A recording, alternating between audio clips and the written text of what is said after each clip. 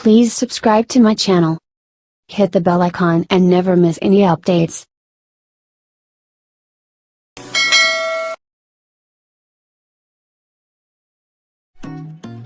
Hi friends, Assalamu alaikum. Welcome back to my channel Sumi's Home Chef. இன்றைக்கி நம்ம பார்க்க போகிறது வெறும் 3 பொருட்களை வச்சு சூப்பரான ஒரு ஈவினிங் ஸ்நாக்ஸ் தாங்க. ஸோ ஒரு கப் கோதுமை மாவு, அதை நாம் இப்போ ஒரு பவுலில் எடுத்துக்கலாம். அப்புறமா தேவையான அளவு உப்பு சேர்த்துக்கலாம். அப்புறமா 2 டேபிள் ஸ்பூன் எண்ணெயை கொஞ்சம் சூடு பண்ணி அதையும் அதில் விட்டுக்கலாம். இப்போ இதை லைட்டாக நம்ம சூடு பொறுக்கிற மாதிரி ஆனதும் நம்ம கைகளெல்லாம் இந்த மாதிரி நல்லா பிசைஞ்சு விட்டுக்கலாம்.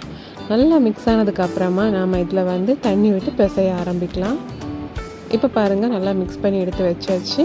இதில் தேவையான அளவு தண்ணி விட்டு நல்லா கட்டியான சப்பாத்தி மாவு பதத்துக்கு பிசைஞ்சு எடுத்து வச்சுக்கோங்க.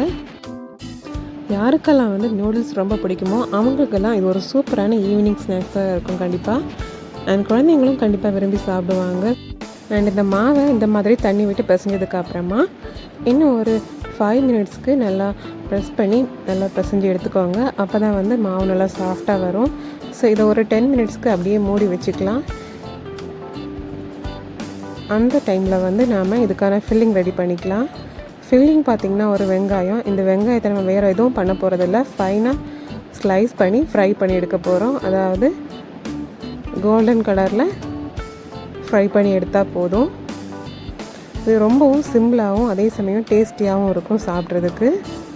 ஸோ இந்த மாதிரி கோல்டன் ப்ரௌன் கலர் வந்ததுமே நம்ம ஸ்டவ்வை ஆஃப் பண்ணிக்கிட்டு அந்த ஆனியனை ரிமூவ் பண்ணி எடுத்துக்கலாம். ஸோ இந்த ஃப்ரைட் ஆனியனை நம்ம ஃபில்லிங்கில் வச்சு சாப்பிட போகிறோம். ஸோ இதோட அந்த கேரமல் ஃப்ளேவர் டேஸ்ட்டு சூப்பராக இருக்கும் சாப்பிட்றதுக்கு. இன்னொரு பக்கம் அந்த நூடுல்ஸ்க்கான மசாலாவும் சேர்த்து அதுக்கான தண்ணியும் அளந்து விட்டு நம்ம அந்த நூடுல்ஸை வேக வச்சு எடுக்க போகிறோம். இதில் வேறு எதுவும் சேர்க்க போகிறதில்ல, ஜஸ்ட்டு நூடுல்ஸ் கூடவே கிடைக்கக்கூடிய மசாலாவை மட்டும்தான் சேர்த்துருக்கோம். உங்களுக்கு விருப்பம் இருந்தால் நீங்கள் இதில் வெஜிடபிள்ஸ் கூட சேர்த்துக்கலாம். பட் சிம்பிளாகவும் ஈஸியாகவும் பண்ணுறதுனால நான் இந்த மெத்தடில் செஞ்சிட்ருக்கேன்.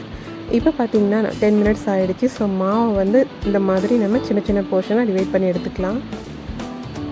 பாருங்கள், இந்த அளவுக்கு இருந்தால் போதும். இதை லைட்டாக டஸ்டிங் பண்ணிவிட்டு நம்ம ஸ்கொயர் ஷேப்பில் ரோல் பண்ணி எடுத்துக்கணும். ஒருவேளை உங்களுக்கு ரோல் பண்ணுறதுக்கு ஸ்கொயர் ஷேப் வரலைன்னா நீங்கள் ஜஸ்ட் அதை ரோல் பண்ணதுக்கு அப்புறமா லைட்டாக நைஃபை வச்சு எட்ஜஸை கட் பண்ணி ஸ்கொயர் ஷேப்பில் எடுத்தாலே போதும். இந்த மாதிரி அவ்வளோதான். ஸோ இந்த மாதிரி நம்ம பிரித்து வச்சுக்கக்கூடிய ஒவ்வொரு போர்ஷனையும் ஸ்கொயர் ஷேப்பில் ரோல் பண்ணி எடுத்துக்கலாம்.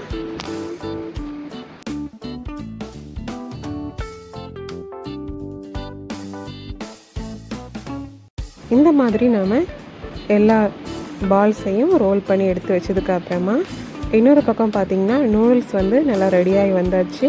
ஸோ இப்போ ஸ்டவ்வை ஆஃப் பண்ணிக்கலாம். இன்னொரு பக்கம் தோசைக்கல்லை லோ ஃப்ளேமில் ஹீட் பண்ணி வச்சுட்டு நாம் பரத்தி வச்சுக்கக்கூடிய ஒவ்வொரு ஷீட்ஸையும் இந்த மாதிரி 2 பக்கமும் திருப்பி போட்டு லைட்டாக சூடு பண்ணி எடுத்தால் போதும். அந்த மாதிரி பண்ணும்போது ஃப்ரை பண்ணும்போது கிறிஸ்பியாக இருக்கும் ரொம்ப நேரத்துக்கு. அப்புறமா அது ஒட்டுறதுக்காக கொஞ்சமாக கோதுமை மாவில் தண்ணி விட்டு பேஸ்ட் மாதிரி ரெடி பண்ணி வச்சுக்கிறேன். இப்போ நம்ம ரோல் பண்ணுறதுக்கு ஆரம்பிக்கலாம்.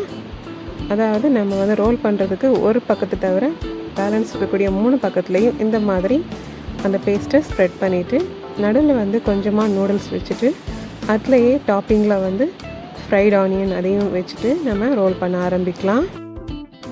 இந்த ஃப்ரைட் ஆனியனை வச்சு சேர்த்து நம்ம சாப்பிடும்போது அதோட டேஸ்ட் ரொம்ப சூப்பராக இருக்கும். நீங்கள் இந்த மாதிரி ட்ரை பண்ணி பாருங்கள்.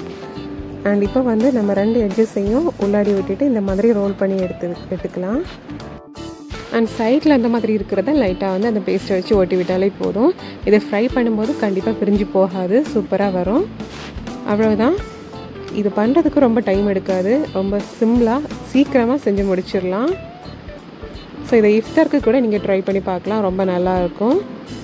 அண்ட் ரொம்ப நேரத்துக்கு அது கிறிஸ்பியாகவும் இருக்கும் ஃப்ரை பண்ணதுக்கப்புறம். இப்போ மிதமான சூட்டில் இதை ஃப்ரை பண்ணி எடுத்துக்கலாம். அது மட்டும் இல்லாமல் இதை நார்மலாக மார்னிங் பிரேக்ஃபாஸ்ட்டுக்கு சாப்பிட்றதுக்கும் ரொம்பவே டேஸ்டியாக இருக்கும். இதில் நான் கோதுமை மாவு பண்ணியிருக்கேன். நீங்கள் உங்களுக்கு விருப்பம் இருந்தால் இதை மைதா மாவில் கூட செஞ்சு எடுத்துக்கலாங்க. இது ஃப்ரை பண்ணும்போது எல்லா பக்கமும் ஒரே மாதிரியான கோல்டன் ப்ரௌன் கலர் வந்ததுமே நாம் இதை ஸ்டவ்வில் இருந்து ரிமூவ் பண்ணிக்கலாம். இப்போ பாருங்கள், இது நல்லா சூப்பராக குக் ஆகி வந்திருக்குது. ஸோ இதை இப்போ எடுத்து மாற்றிக்கலாம் சர்விங் பிளேட்டில்.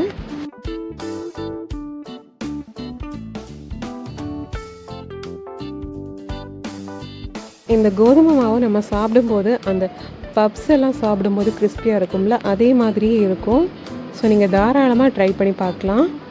ரொம்ப நேரத்துக்கும் அது வந்து கிறிஸ்பியாகவே இருக்கும், கவுந்து போகாது. அண்ட் இந்த மாதிரி வீட்டில் செஞ்சு கொடுக்கும்போது குழந்தைங்களுக்கும் கொஞ்சம் வித்தியாசமாக சாப்பிட்றதுக்கு இன்ட்ரெஸ்டிங்காக இருக்கும். ஸோ ஃப்ரெண்ட்ஸ், இந்த மாதிரியே நம்ம ரோல் பண்ணி வச்சுருக்கக்கூடிய எல்லா ஸ்ப்ரிங் ரோல்ஸையும் ஃப்ரை பண்ணி எடுத்துக்கலாம், நல்லா கோல்டன் ப்ரௌன் வர்றது மாதிரி. அவ்வளோதான் ஃப்ரெண்ட்ஸ், நம்மளோட சூப்பரான நூடுல்ஸ் ஸ்ப்ரிங் ரோல்ஸ் ரொம்பவே சுலபமாக ஈஸியாக தயாராகிடுச்சு. கட் பண்ணி காமிக்கிறேன் பாருங்கள், உள்ளாடி எவ்வளோ அழகாக வந்திருக்குன்னு தெரியும்.